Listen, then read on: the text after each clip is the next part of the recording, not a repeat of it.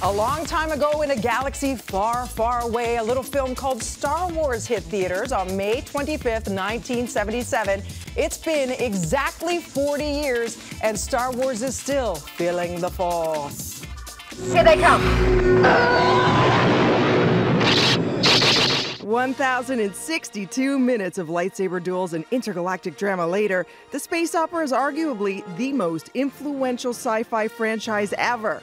Sorry, Star Trek, but where would we be without lines like, Luke, I am your father. Or, of course, may the Force be with you.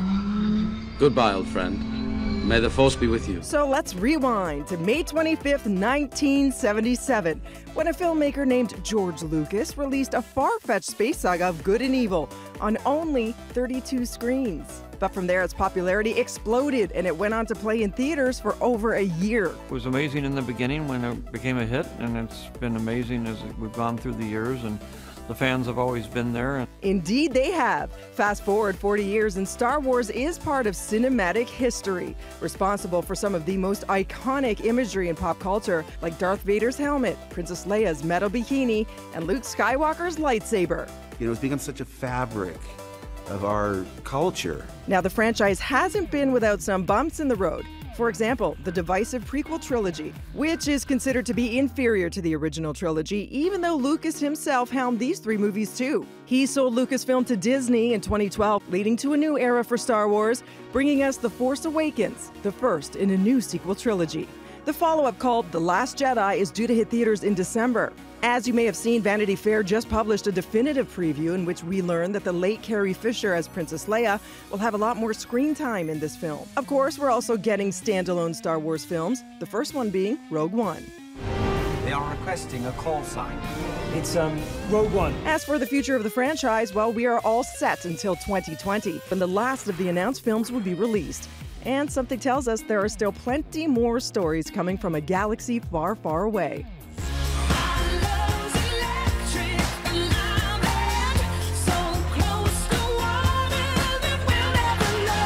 I have never written a record as good as this, ever.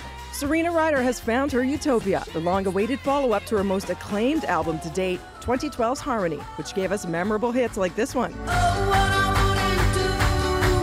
Ryder took an extended break after touring for Harmony, but as she tells TK, she wasn't idle during that time. I wrote almost 100 songs for this album, and I picked the best ones that I love so much.